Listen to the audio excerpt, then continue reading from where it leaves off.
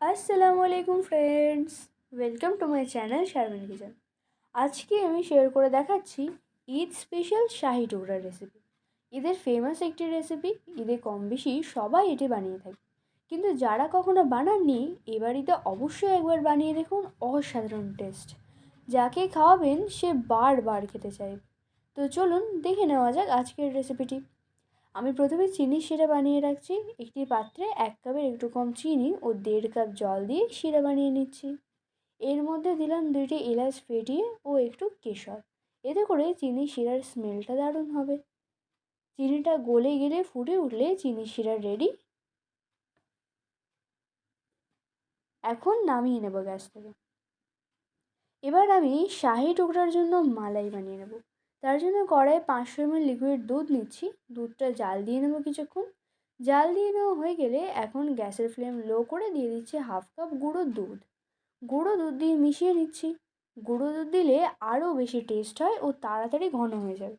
গুঁড়ো দুধ মিশিয়ে নিয়ে 1/2 কাপ চিনি দিয়ে দিচ্ছি। চিনিটা আপনাদের পছন্দ অনুযায়ী দেবেন, যে যেমন মিষ্টি পছন্দ করেন। চিনি দিয়ে মিশিয়ে নিয়ে দিয়ে দিচ্ছি কেশর। কেশর দিলে দুধের কালারও সুন্দর হয়ে আসবে ও স্মেলও দারুণ হবে।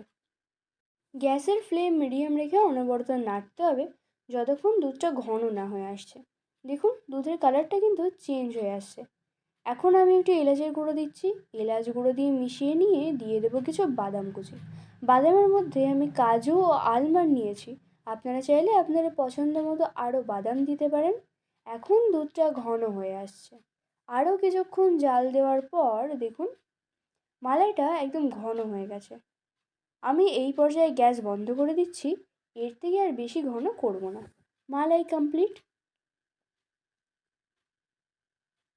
এখন ব্রেড নিয়ে ব্রেডের সাইডের অংশগুলি ছুরি দিয়ে কেটে বাদ দিয়ে দিচ্ছি।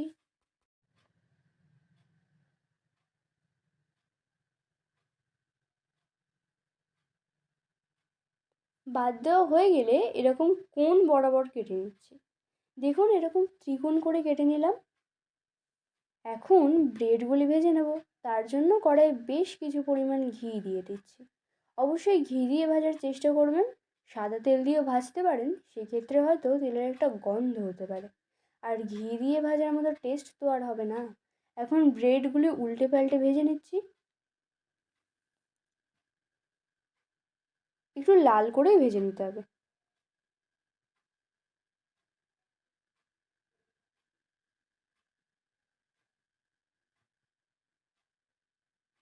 ভেজে নেওয়া হয়ে গেলে তুলে নিয়ে সরাসরি চিনি শিরার মধ্যে ডুবিয়ে এদিক ওদিক করে তুলে প্লেটে রাখছি। সবগুলো একইভাবে চিনি শিরার মধ্যে ডুবিয়ে প্লেটে রেখে দিচ্ছি।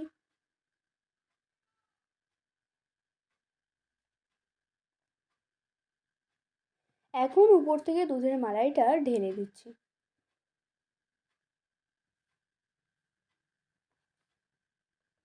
উপর থেকে আর একটু আলমন্ড দিচ্ছি। আমার শাহি টুকরা একদম রেডি। কি লোভনীয় লাগছে না দেখতে? তাহলে ভাবুন খেতে কী না জানি টেস্ট। একদম ইয়াম্মি একটি ডেজার্ট। এবারই তো অবশ্যই একবার বানিয়ে দেখুন, এর স্বাদ ভুলবেন না। আশা করছি আজকের ভিডিওটি ভালো লেগেছে। ভালো লাগলে কমেন্ট করে জানাবেন। ভিডিওটি ভালো লাগলে লাইক শেয়ার করে দেবেন। আর আমার চ্যানেলের নতুন সদস্য হয়ে থাকলে চ্যানেলটি সাবস্ক্রাইব করে পাশে থাকার অনুরোধ রইল। Thanks for watching.